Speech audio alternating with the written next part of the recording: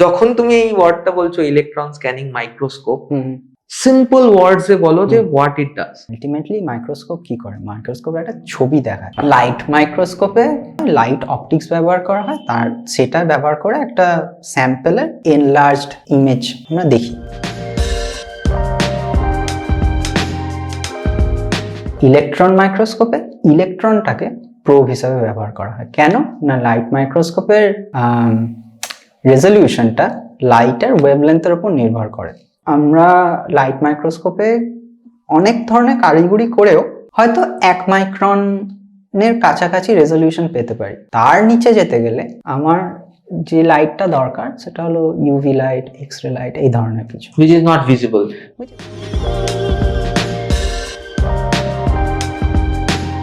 ফলে ইলেকট্রনটাকে প্রোব হিসেবে ব্যবহার করলে আমরা খুব ক্লিয়ার পিকচার তৈরি করতে পারি, পেতে পারি, যেটা এখনকার দিনে 1 ন্যানোমিটার রেজলিউশন দিতে পারে। 1 nanometre resolution versus 1 micron in light microscope, সেটা হচ্ছে হাজার গুণের পার্থক্য।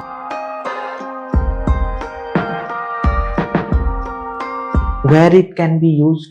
অনেক জায়গায়, বায়োলজিক্যাল স্যাম্পলে, মেটালার্জিক্যাল স্যাম্পলে, সেমিকন্ডাক্টর প্যাকেজিং মানে স্মল সেমিকন্ডাক্টর চিপ ফেলিয়ার অ্যানালিসিসে ব্যবহার হয়, ব্যালিস্টিক্স অ্যানালিসিসে ব্যবহার হয়, ফরেনসিক্সে ব্যবহার হয়, যেখানে খুব মাইক্রোস্কোপিক ছবি তোলার দরকার, ওখানে ব্যবহার করা যাবে। Great. And where India stands there?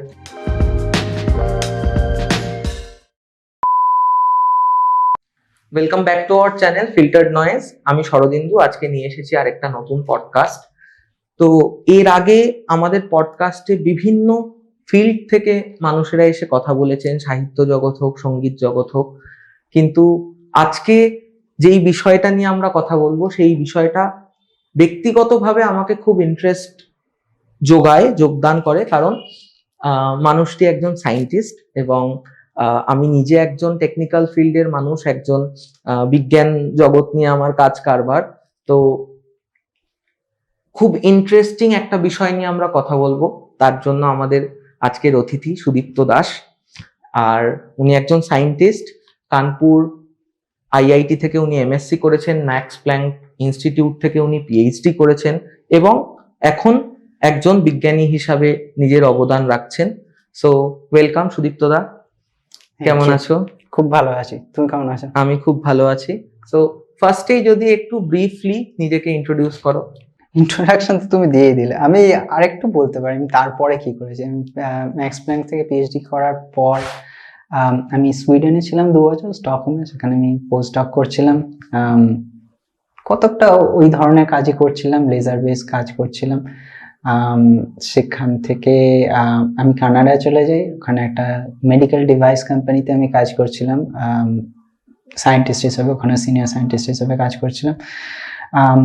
Early stage disease ডিটেকশনের উপর সেখানে কাজ করেছি 3.5 বছর প্রায়। সাম্প্রতিককালে আমি ফিরে এসেছি ভারতবর্ষে। এখন একটি কোম্পানিতে কাজ করি যেখানে আমি ভারতবর্ষের প্রথম স্ক্যানিং ইলেকট্রন মাইক্রোস্কোপ ম্যানুফ্যাকচারিং করার দিকে রয়েছি। গ্রেট।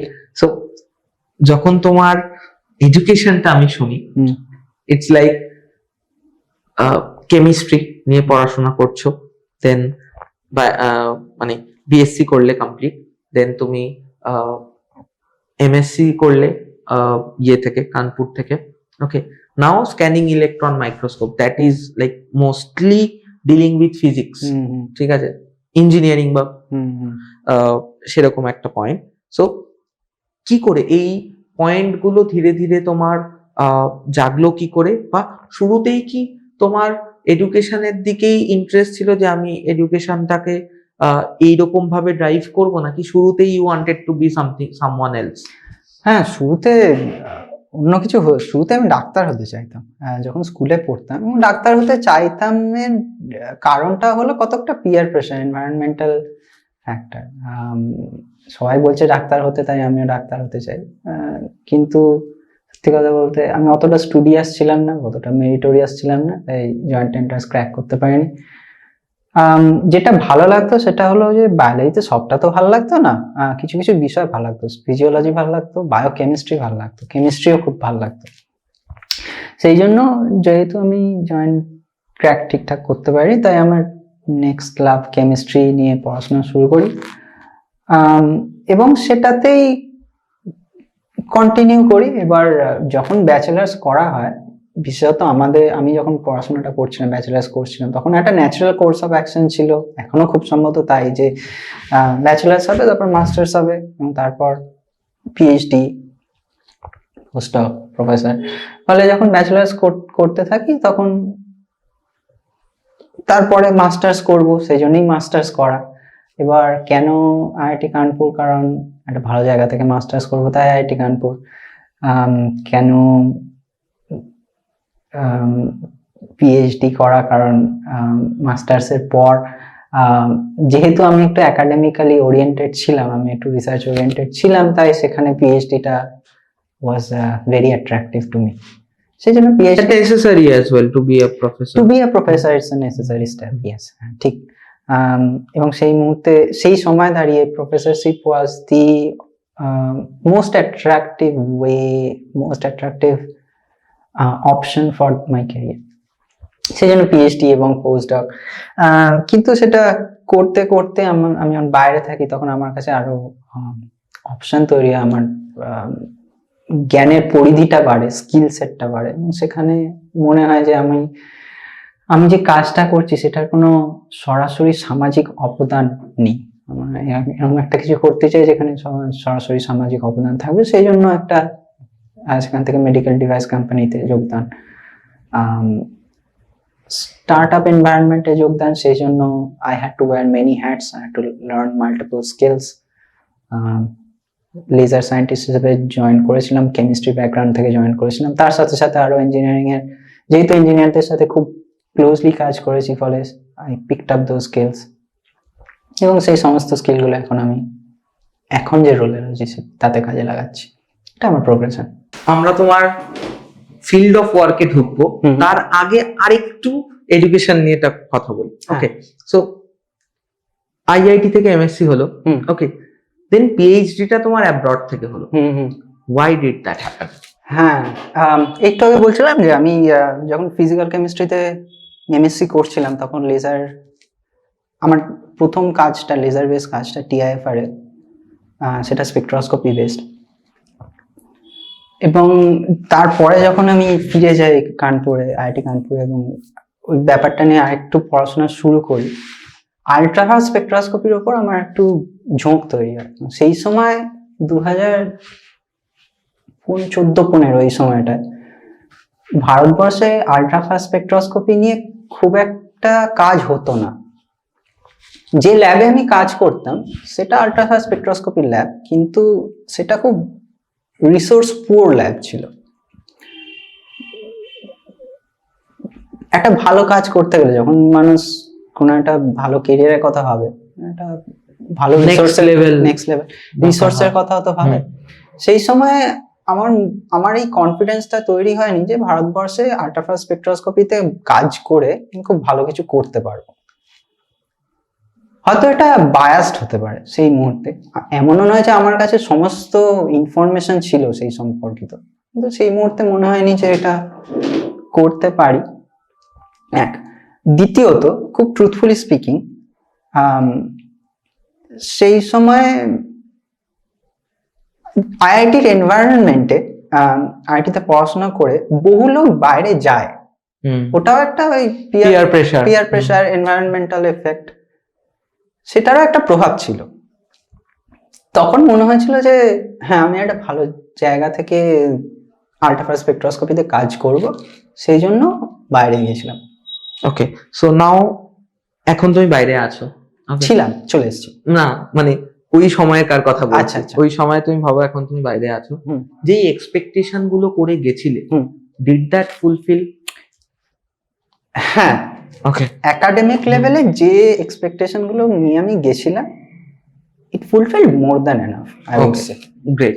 এন্ড শুধু রিসোর্সের কথা যদি না বলি, মানে আইআইটি টিচার্সদের কাছে তুমি পড়েছো, I think they are the best teachers in India, right?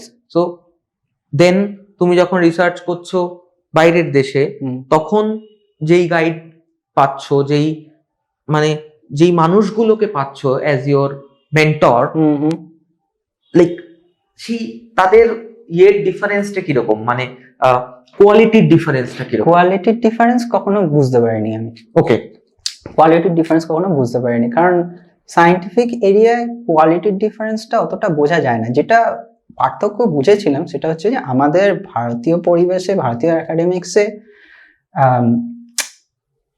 সুপারলিং আন্ডারলিং, মানে আমি টিচার তুমি ছাত্র বা ছাত্রী, এই যে ভেদাভেদটা, বা আমি সুপিরিয়র তুমি ইনফিরিয়র, এই ভেদাভেদটা একটা আছে, যেটা তখনও ছিল, এখন হয়তো কম আছে আমি জানি না, তবে আছে। সেইটা বাইরের দেশে অনেকটা কম। বাইরের দেশে গেলে একটা ছোট উদাহরণ দিই, মানে সবাই সবাইকে প্রথম নাম ধরে ডাকে, ফার্স্ট নেম ধরে ডাকে। প্রথম যখন আমার যে দুজন অ্যাডভাইজার ছিলেন, যে প্রাইমারি অ্যাডভাইজার এলেন বাকুস, তাকে আমি রেসপেক্টেড ম্যাডাম বলে ইমেল লিখতাম। তো কয়েকবার সেটা লেখার পর উনি আমাকে ডেকে বললেন যে কল মি এলেন, ডিয়ার এলেন, ডিয়ার এলেন। Got it. তাতে একটু অ্যাক্সেসটা বেড়ে যায়, আর ওই যে একটা স্টুডেন্টদের মনে একটা থাকে না, মানে টিচারকে কি এটা গিয়ে জিজ্ঞেস করবো, এটা কি খুব বোকা বোকা হয়ে যাবে না তো, বা কি করে রিয়াক্ট করবেন যদি আমি জিজ্ঞেস করলাম, বকে দিল, বললো সময় নেই, একটা দূরত্ব তৈরি হয়ে যায়। সেই দূরত্বটাকে ঘুচিয়ে দিলেই তখনই মানে কোয়েশ্চেন অ্যান্সার সেশনস গুলো অনেক বেশি স্মুথ হয়ে যায়। Correct, exactly. ওখানে গিয়ে তোমাকে একটা কাজ দেওয়া হয়েছে, you are in charge of that project, you are a colleague now, you have an authority to run your experiment in your own manner, following your own independent thought process. Correct. সেইটা এখানে অন্তত আমি যে সময়টা পড়াশোনা করতাম সেই সময়টা ছিল না অতটা। সেইটা আমি পরিবেশটা অনেকটাই আলাদা ছিল in terms of core skill set. যেটা আমার অসুবিধা হয়েছিল সেটা হলো যে আমার প্রোগ্রামিংটা অতটা ভালো ছিল না, ডেটা অ্যানালিসিসে একটু অসুবিধা হতো, থিওরিটিক্যাল নলেজে খুব একটা অসুবিধা হতো, এবং খুব একটা হয় নাই। আমি মানে আমার অন্যান্য কলিগদেরও তো দেখেছি যারা গেছে ওখানে আমার সাথে পিএইচডি করেছে বা পোস্ট ডক করেছে, থিওরিটিক্যাল নলেজে বা স্কিল সেটে এরকম ভাবে অতটা অসুবিধা হয়নি। যেটা অসুবিধা হতো সেটা হলো যে যে রিসোর্স গুলো, মানে যে ধরো মেশিনগুলো, স্ক্যানিং ইলেকট্রন মাইক্রোস্কোপি যদি ধরি, আমাদের এখানে যেহেতু আমাদের রিসোর্স কম, মানে টাকা পয়সা কম ইউনিভার্সিটিগুলোর কাছে বা ইনস্টিটিউটগুলোর কাছে, একটা সেন্ট্রাল ফেসিলিটিতে একটাই স্ক্যানিং ইলেকট্রন মাইক্রোস্কোপ থাকবে, তার জন্য একটা ডেডিকেটেড অপারেটর থাকবে, সেই অপারেট করবে, ছাত্র বা ছাত্রী অপারেট করার সুযোগটা খুব কম। ফলে ওই যে হ্যান্ডস অন স্কিল সেটটা ওইখানে একটু পার্থক্য হয়ে যায়। Got it, okay fine. So তুমি নিজের রিসার্চ কমপ্লিট করলে, what lead you to come back to your own country? মূলত পারিবারিক কারণ। ওকে, মূলত পার্সোনাল। হ্যাঁ, গট ইট। আমার বাবা চলে গেছেন, মা একলা রয়েছেন, শরীর খারাপ, না হলে হয়তো তুমি ফিরতে না হলে হয়তো ফিরতাম না, এবং আমি অনেকটা দোটানায় ছিলাম। ফিরতে চাই, কিন্তু যে ট্রুথফুলি স্পিকিং যে কমফোর্ট জোনটা ওখানে তৈরি করেছি, সেই কমফোর্ট জোন ছেড়ে বেরোনোটাও তো একটা রিকোয়ার্স মোমেন্টাম, সেইটা পাইনি। কিন্তু এই পারিবারিক কারণটার জন্য চলে এলাম। Got it. এটা একটা কারণ। 2 নম্বর, তোমার ফাইন্যান্সিয়াল প্রবলেমও তো হবে, রাইট? ওখান থেকে এখানে এসে তুমি স্বাভাবিকভাবে অত সচ্ছল ভাবে জীবনযাপন করতে পারবে না, রাইট? না, এখনো তেমন কিছু মনে হয়নি। ওকে। আমি যে রোলে রয়েছি, যে লেভেলে রয়েছি, সেই এবং যে শহরে রয়েছি, সেখানে যে স্যালারিটা বা যে ধরনের ইনকামটা আমার হচ্ছে এখন, সেটা সেখানকার ব্যয়ের সাপেক্ষে যথেষ্টই। ওকে। আম, যদি আমি এর তুলনায় জুনিয়র লেভেলে যোগ দিতাম, হয়তো ধরো 4-5 বছর আগে আসতাম, তখন হয়তো এই অসুবিধাটা হলেও হতে পারতো। আম, আমি যে সময়টা ফিরে এসেছি সেই সময়টাতেই বহু ছেলে মেয়ে এবং আমার বন্ধু বান্ধব যাদের সাথে আমি আইআইটিতে বা ব্যাচেলার্সে পড়াশোনা করেছি, তারা অনেকেই এই সময় এসে অ্যাসিস্ট্যান্ট প্রফেসর হিসেবে আইআইটি, আইএসএম, এনআইটি যোগদান করছে এবং মোটামুটি একই স্যালারি রেঞ্জে যোগদান করছে, 19-20। না, খুব একটা অসুবিধার সম্মুখীন হয়নি আমি, বা Okay. অসুবিধার সম্মুখীন হইনি বলাটাই সমীচীন। ওকে, আমি এই কোয়েশ্চেনটা করলাম কেন আমি তোমাকে বলি, মানে আমার বাবাও আইআইটি থেকে বিটেক করেছে, তো আই ডিড নট মানে রিয়েলাইজ এনি টাইম যে ইন্ডিয়া পেজ লাইক আ ডিজার্ভড রেমিউনারেশন। আমার মনে হয়েছে ইন্ডিয়া সবসময় একটু কম কম, মানে বিদেশে গিয়ে হয়তো বাবার কালিগরাই, বাবার ব্যাচমেটরাই যারা বিদেশে গিয়ে ইনকাম করছে, তারা হায়ার ইনকাম স্ল্যাবে পড়ছে, আর যারা চুজ করছে to serve their country, their nation, তারা হয়তো ইকোনমিক্যালি, আমি বলছি ইকোনমিক্যালি অনেকটা পিছিয়ে যাচ্ছে। So it's good to know that you did not face. So এইবার শুধু তোমার কাজে ঢুকি। ওকে, সো যখন তুমি এই ওয়ার্ডটা বলছো ইলেকট্রন স্ক্যানিং মাইক্রোস্কোপ, আমাকে যদি একটু সিম্পল ওয়ার্ডস এ বলো যে হোয়াট ইট ডাজ। নিশ্চয়ই। অপটিক্যাল মাইক্রোস্কোপ সম্পর্কে নিশ্চয়ই ধারণা আছে, ছোটবেলায় যতটুকু ধারণা আছে ওই স্কুলের ল্যাবে দেখেছি। হ্যাঁ, ওই দেখেছি, স্লাইড বসিয়েছি, চোখে লাগিয়ে দেখেছি। আলটিমেটলি মাইক্রোস্কোপ কি করে? মাইক্রোস্কোপ একটা ছবি দেখায়।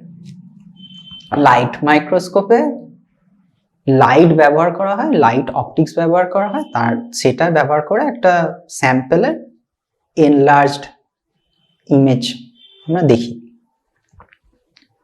স্ক্যানিং ইলেকট্রন মাইক্রোস্কোপ বা any type of electron microscope ultimately তাই করে।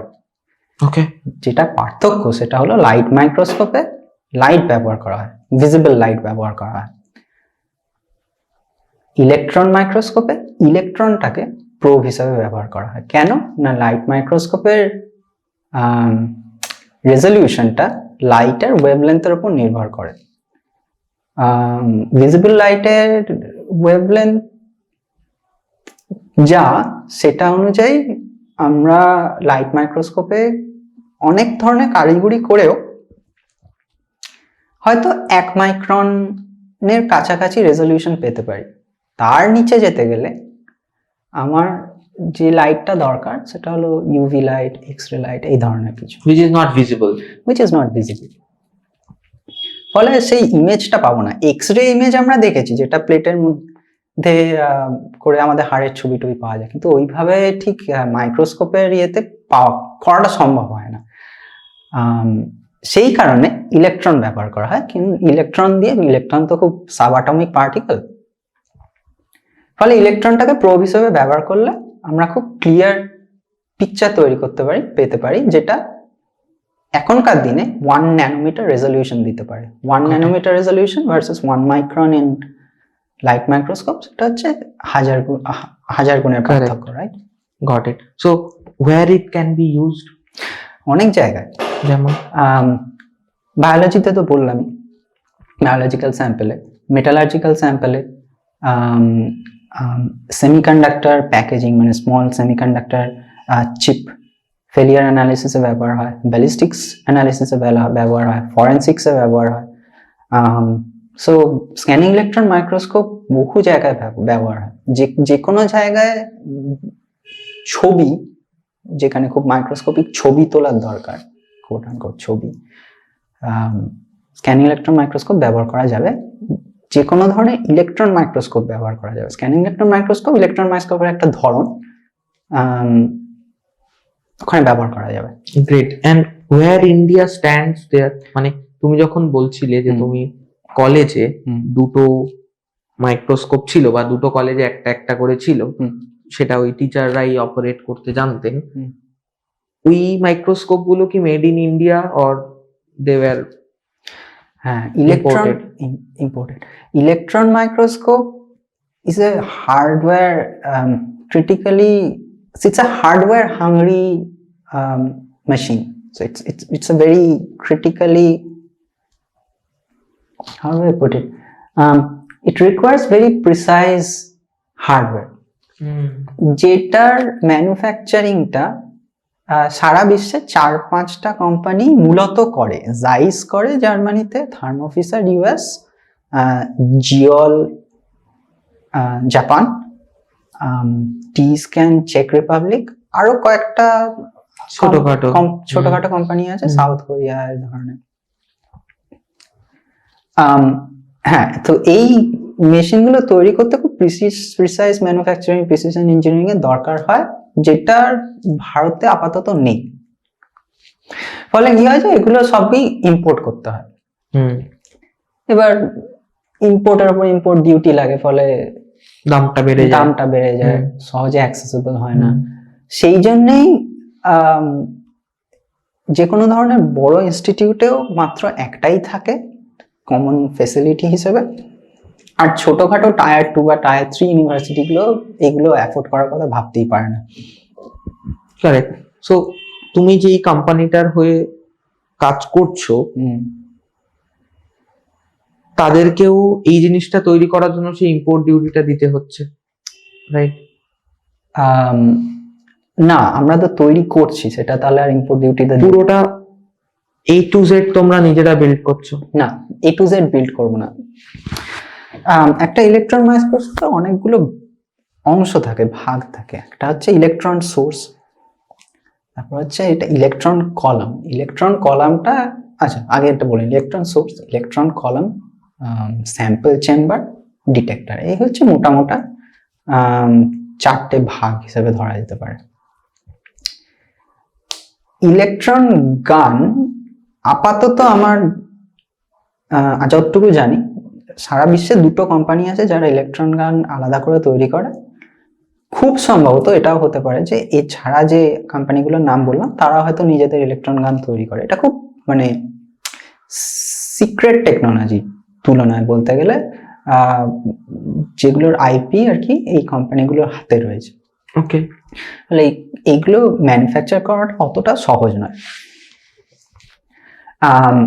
যেটা মূল জায়গা সেটা হচ্ছে ওই কলামটা, যেটা আর কি ওই ইলেকট্রন বিমটাকে শেপ করে প্রপারলি। ওকে, মানে ইলেকট্রন যেটা ইলেকট্রন গান থেকে বের হচ্ছে, তারপর তো সেটাকে ফোকাস করতে হবে, তাকে একটা ডিরেকশন দেওয়া, ফোকাস করতে হবে স্যাম্পল স্টেজে। এই কলামটা হচ্ছে এটা খুব গুরুত্বপূর্ণ জায়গা। এই জায়গাটা আমরা প্রথমে তৈরি করতে চাই। ওকে, এটা যদি তৈরি করে ফেলি তাহলে স্যাম্পল স্টেজ, ডিটেক্টর এইগুলো অ্যাসেম্বল করেও আমরা যে ইলেকট্রন মাইক্রোস্কোপটা তৈরি করব সেটা বাইরের থেকে ইম্পোর্ট করার তুলনায় অনেকটা সস্তা হবে, যেটা যার ফলে টায়ার 1 ইউনিভার্সিটিগুলো, টেকনিক্যাল কলেজগুলো তো বটেই, টায়ার 2তেও অ্যাভেল করা সম্ভব হবে।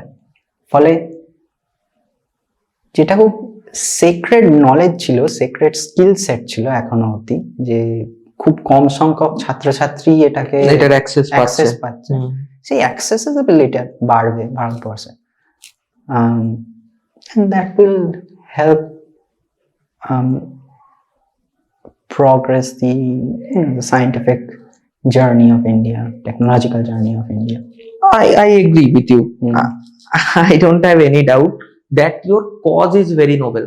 I don't have any objection to that. But একটা কোম্পানি তোমাকে পে করছে, রাইট? তার নিশ্চয়ই কিছু একটা ব্যবসায়িক স্বার্থ থাকতে হবে, আদারওয়াইজ সে তোমাকে নিজের ঘর থেকে টাকা দেবে না, রাইট? সে এত রিসার্চ R&D করে একটা জিনিস বানালো। Is India ready enough to buy that for the colleges? Like তার নাকি তাদের কাছে গিয়ে হাত পা জোর করতে হবে, ভাই বানিয়েছি কিনে নাও? It's a symbiotic process. মানে এই জায়গায় দাঁড়িয়ে আমাকে এইটা ভাবতে হবে যে আদৌ ইন্ডিয়ান মার্কেট এটার জন্য রেডি কিনা। যদি রেডি না হয়, যতটুকু রেডি ততটুকুই বানাতে হবে আগে। Got it. বানিয়ে সেটা ইন্ডিয়ান মার্কেট যদি সেটা অ্যাকসেপ্ট করে, তারপর সেখান থেকে আরো ব্যাপারটা নভেলটির দিকে নিয়ে যেতে হবে। কিন্তু মানে স্কেলিটনটা আগে বানাতে হবে, কিন্তু স্কেলিটনটা বানাতেই হবে, কারণ ফরেন টেকনোলজির উপর আমরা চিরকাল নির্ভর করে থাকতে পারি না। ইন্ডিজিনাস টেকনোলজিটা বানাতেই হবে, অ্যাট লিস্ট প্রোটোটাইপটা তো বানাতেই হবে। তারপর মার্কেটটা দেখা যাবে। গ্রেট। না, এইটুকু আশাবাদী আমাদেরকে হতেই হবে, যাতে এই ধরনের রিসার্চ গুলো বা এই নিশ টেকনোলজি গুলো সার্ভাইভ করতে পারে। এইটুকু আশাবাদী আমরা না হলে কিন্তু আমরা কোন রকম ইনোভেশনের দিকেই এগোতে পারবো না। আমি কিছু একটা কষ্ট করে বানাবো, কেউ কিনবে না ভেবে বানানো বন্ধ করলে চলবে না। I agree, no problem.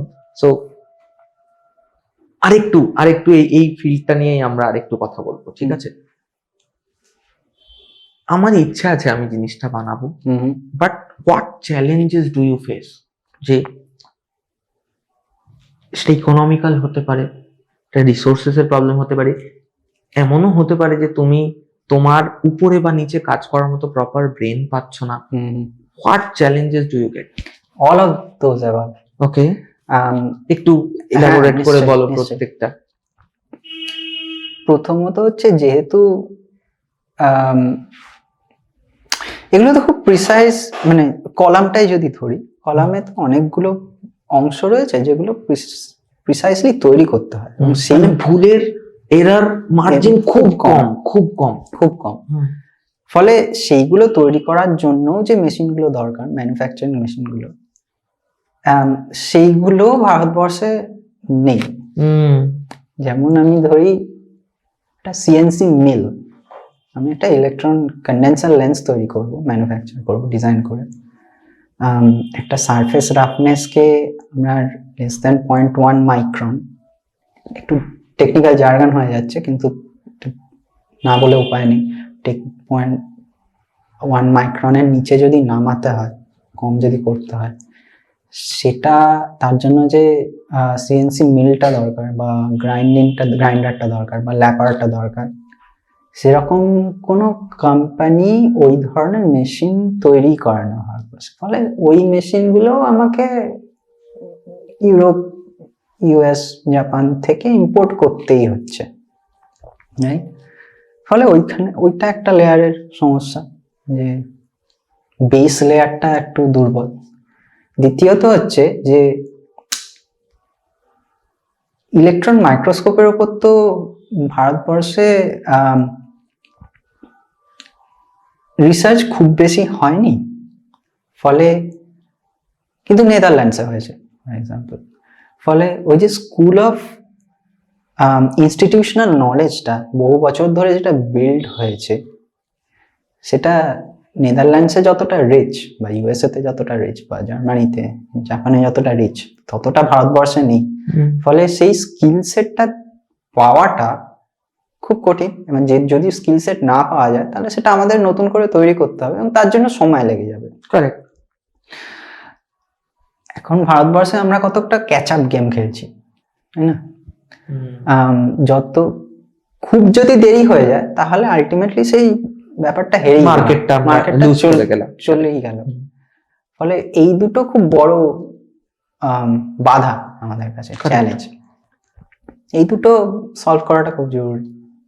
I agree. So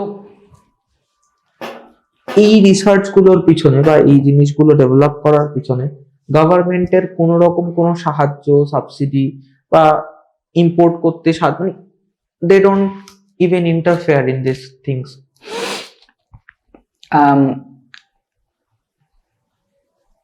electron মাইক্রোস্কোপে আপাতত এখনো কিছু দেখা যায়নি। তবে গভর্নমেন্ট ইদানিং যেটা করছে সেটা হলো যে স্টার্টআপ গুলোকে, যারা R&D base startup, specially hardware R&D base startup, তাদের স্টার্টআপ তৈরি করতে বা বিল্ড করতে যে কিছু সুযোগ সুবিধা দেওয়া, সেটা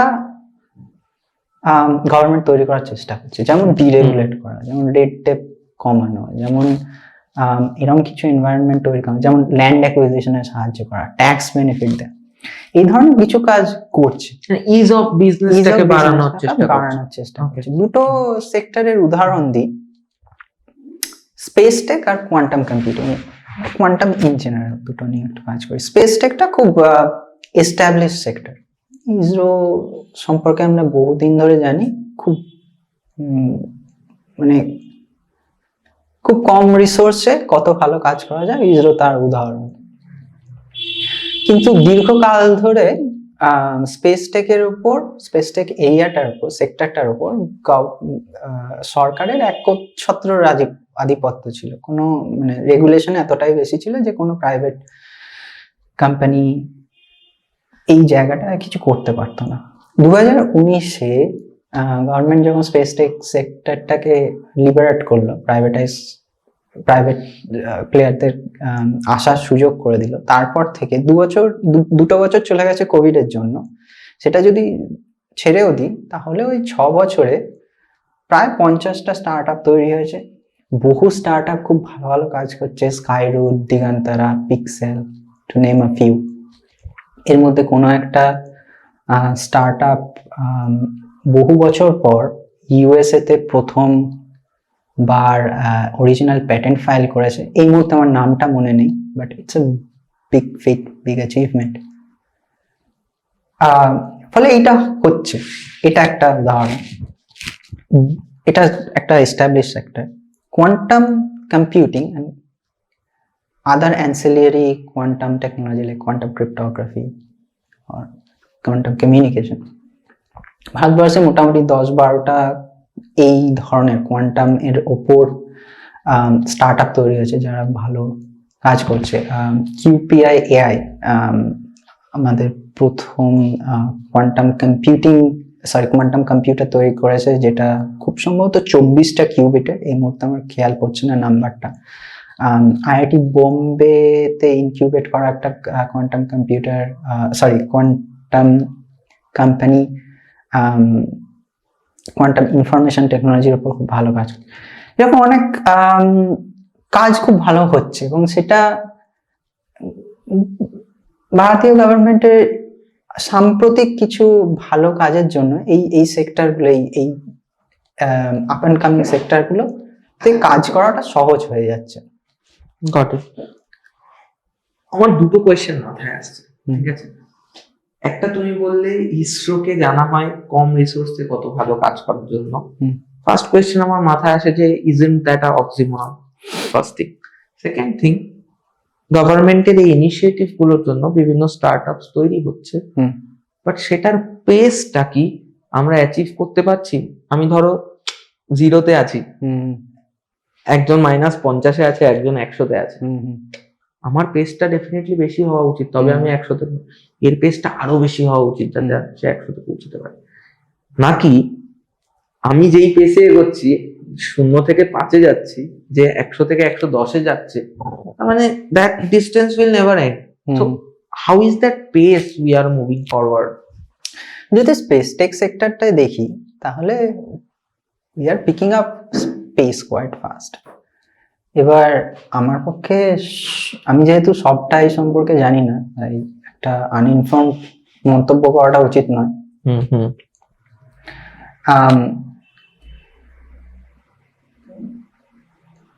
আমার যেটা মনে হয় সেটা হলো, অবশ্যই শুরুর দিকে গভর্নমেন্ট যদি রিসোর্সফুলনেসটা একটু বাড়াতে পারে, একটু বেশি দিতে পারে, তাহলে অবশ্যই সেই সুবিধাটা হয় স্টার্ট আপ গুলোর ক্ষেত্রে। স্টার্ট আপ গুলো খুব ফাস্ট গ্রো করতে পারে, যেটা চায়নায় হয়েছে। এবার কতটা ফাস্ট গ্রো করতে হবে, কিভাবে ফাস্ট গ্রো করবে, সেগুলো বিভিন্ন স্টার্ট আপের উপর নির্ভর করে। সবসময় যে এগুলো হওয়া সম্ভব তাও তো নয়, বহু স্টার্ট আপ ফেল করে। তাই কতটা স্পিডে এগোনো উচিত, কত স্পিডে এগোতে পারবে, এটা খুব সাবজেক্টিভ হয়ে যায়। Got it. বাট ওই পয়েন্টটা যে সব সময় আমাদের কাছে এইটাই থেকে যায় যে আমাদেরকে কম রিসোর্সে, কম পয়সায় ভালো কাজ করে দেখাতে হবে, এটা কি সব সময় থাকবে? মানে R&D তে গভর্নমেন্টের যে investment, hmm. why can't that increase? মানে যাতে এই চ্যালেঞ্জটা সব সময় আমাদের একটা কনস্ট্যান্ট চ্যালেঞ্জ হয়ে না থেকে যায়।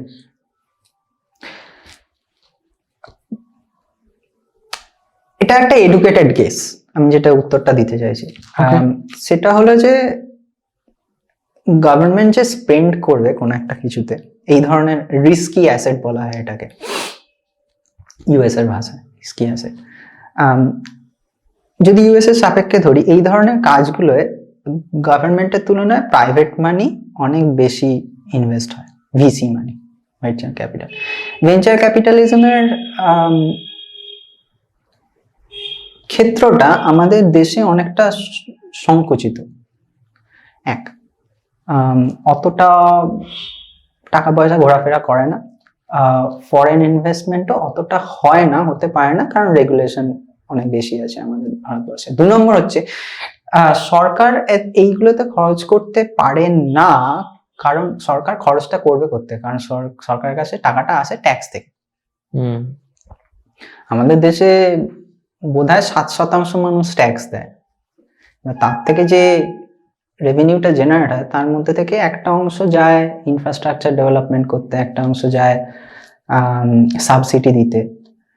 ফলে যে টাকাটা, একটা বিরাট অঙ্কের টাকা যে এই ধরনের রিস্কি অ্যাসেটে ইনভেস্ট হবে, সেই সুযোগটা কম ছিল, হয়তো এখনো আছে, কোনো কারণে কোনোভাবে বর্তমান সরকার সেটা করার চেষ্টা করছে, হয়তো এখন কোনো কারণে হচ্ছে বেশি, সেটা কেন হচ্ছে আমি জানি না, এই সম্পর্কে এখনো যথেষ্ট অবগত নয়, কিন্তু এইটাই কারণ বলে আমার মনে হয়। কারেক্ট না, আমরাও চাই হোক।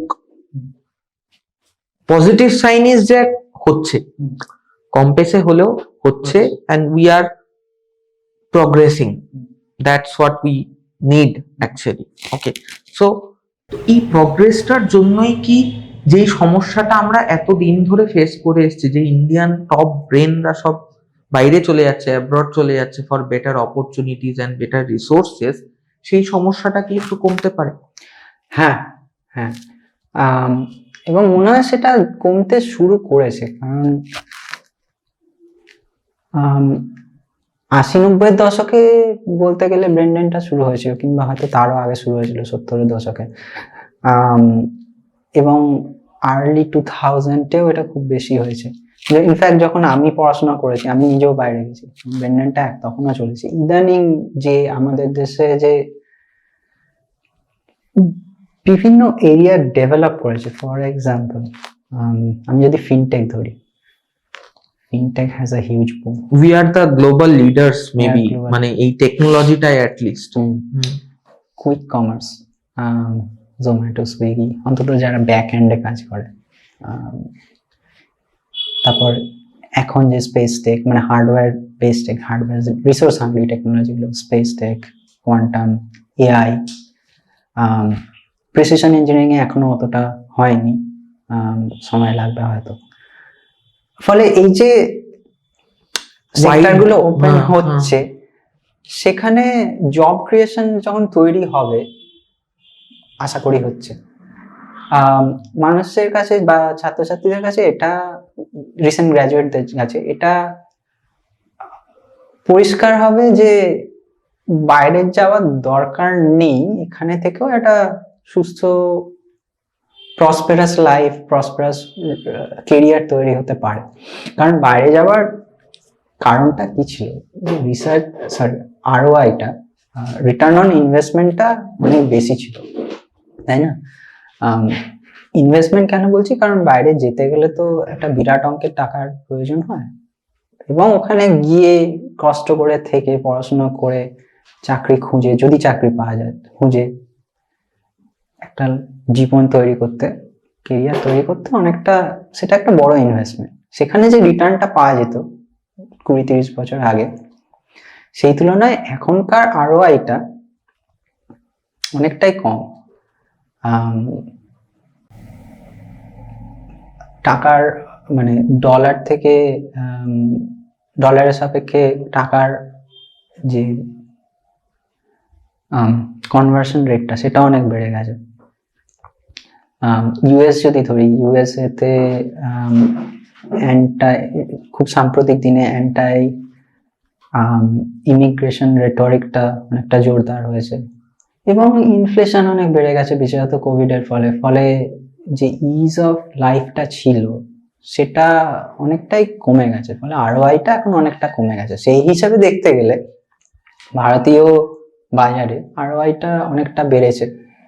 আর এখানে তো আমাদের এখানে এখনো তুলনায় বলতে গেলে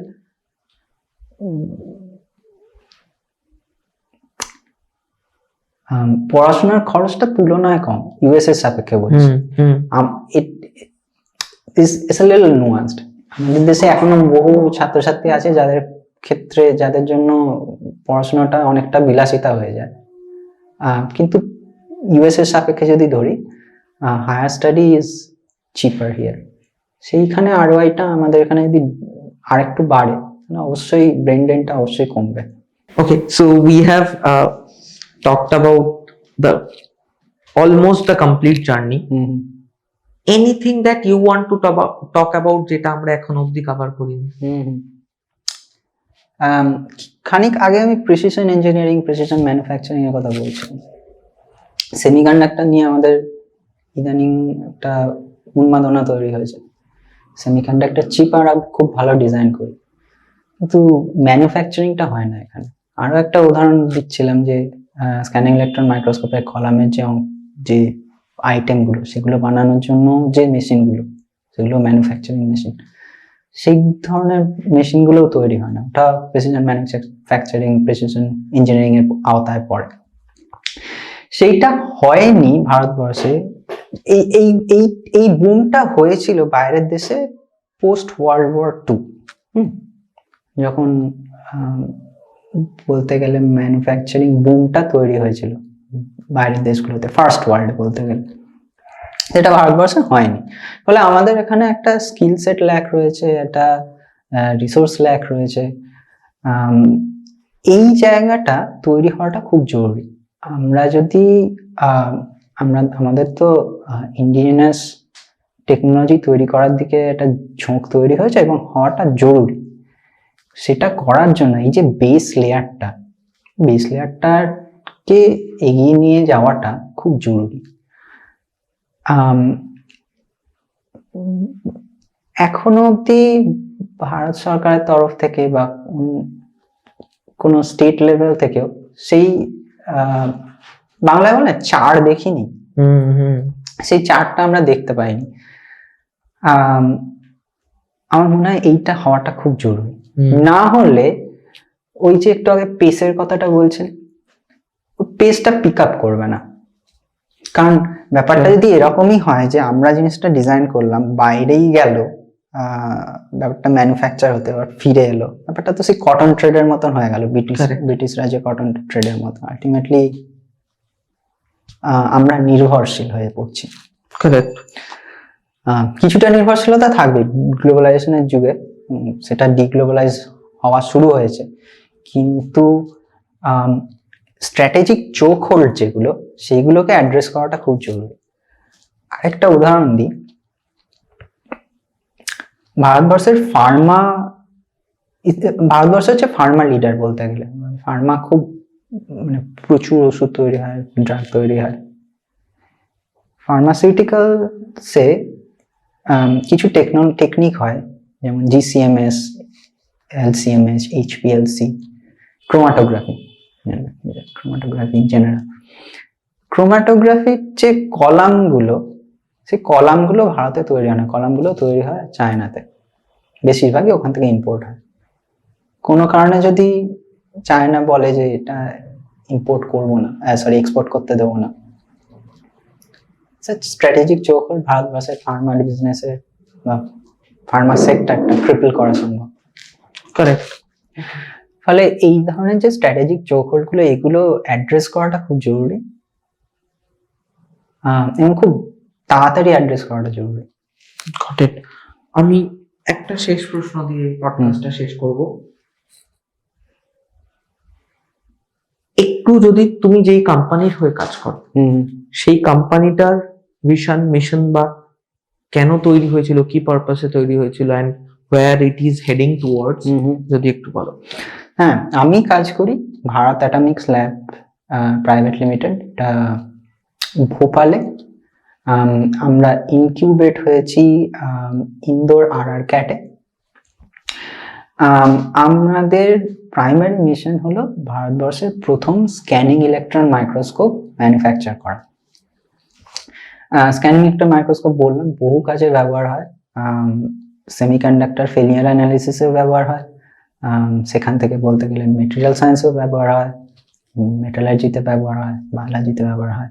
ফলে এরকম একটা ভার্সেটাইল ইনস্ট্রুমেন্ট যখন আমাদের বিদেশ থেকে ইম্পোর্ট করতে হচ্ছে এবং প্রচুর টাকা দিয়ে ইম্পোর্ট করতে হচ্ছে, সেটা একটা বলতে গেলে স্ট্র্যাটেজিক চৌহদ। সেই জায়গাটা আমরা অ্যাড্রেস করতে চাইছি। আমরা ভারতীয়, যতটা সম্ভব ভারতীয় ডিজাইনে জিনিসটা তৈরি করতে চাই এবং ভারতীয় টায়ার 2 টায়ার 3 কলেজগুলোতে এর অ্যাক্সেসটা বাড়াতে চাই, যাতে ভারতবর্ষের স্কিল সেটটা ডেভেলপ করে। And এটাই আমাদের। what is your progress, বা where are you standing, how much time it can take to complete? So আমরা তো সবে শুরু করেছি, R&D শুরু হয়েছে। আমরা এনভিশন করছি মোটামুটি এখন থেকে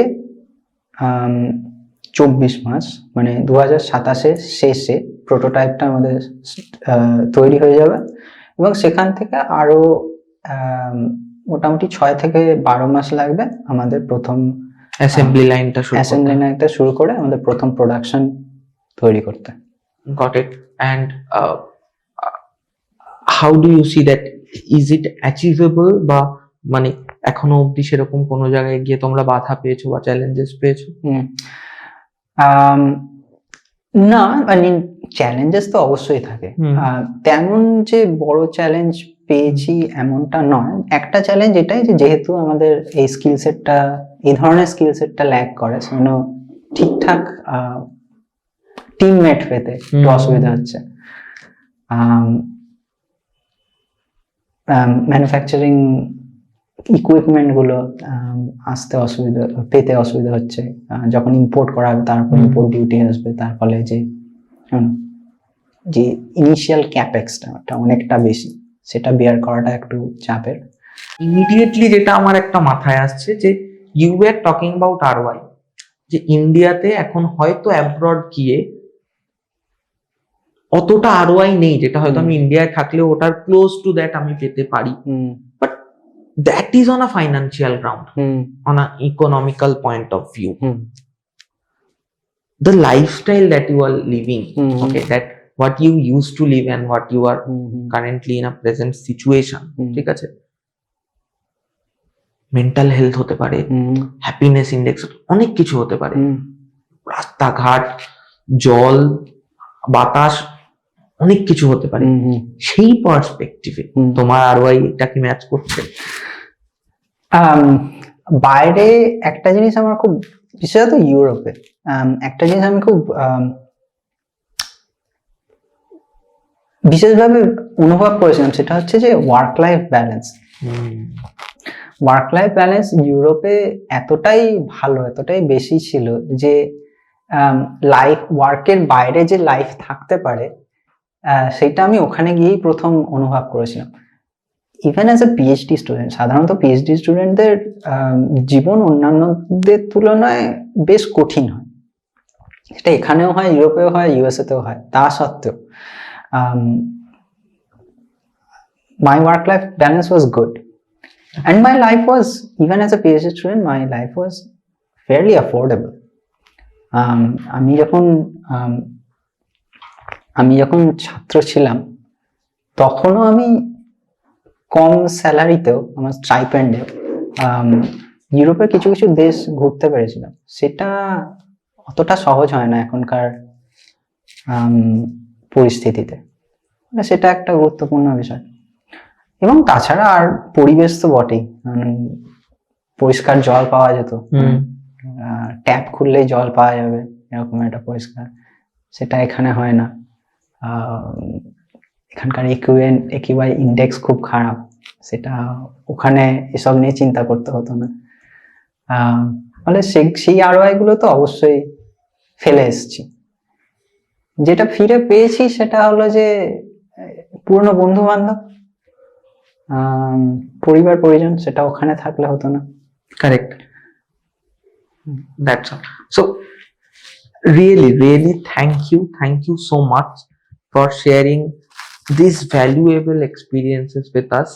And আমি আমার তরফ থেকে এবং আমাদের যে কটা মানুষই দেখছেন কিনা তাদের প্রত্যেকের তরফ থেকে আমরা তোমাকে এবং তোমার পুরো টিমকে, কোম্পানিকে উইশ করছি যাতে তোমরা তোমাদের এই নোবেল কজটায় সাকসেসফুল হও, যাতে as a nation, as a tech nation we can grow a little bit. And আরেকটা জিনিসের জন্য যে থ্যাংক ইউ, যে একটা ইজি পাথ ছেড়ে তুমি এই পথটায় এসেছো যাতে আমাদের অ্যাজ আ কান্ট্রি আমরা গ্রো করতে পারি। You could have earned a lot of money being in a different country, and you could have lived your life happily. But you chose this life, you took this initiative, so truly thank you a lot. তোমাকে ধন্যবাদ এই সুযোগটা দেওয়ার জন্য এবং তোমার অডিয়েন্সের কাছে পৌঁছানোর জন্য। আমার ফিরে আসাটা অনেকটা পারিবারিক কারণে, সুতরাং নোবেল কজের জন্য ফিরে এসেছি বললে এটা একটু মিথ্যাচারিতা হয়ে যায়।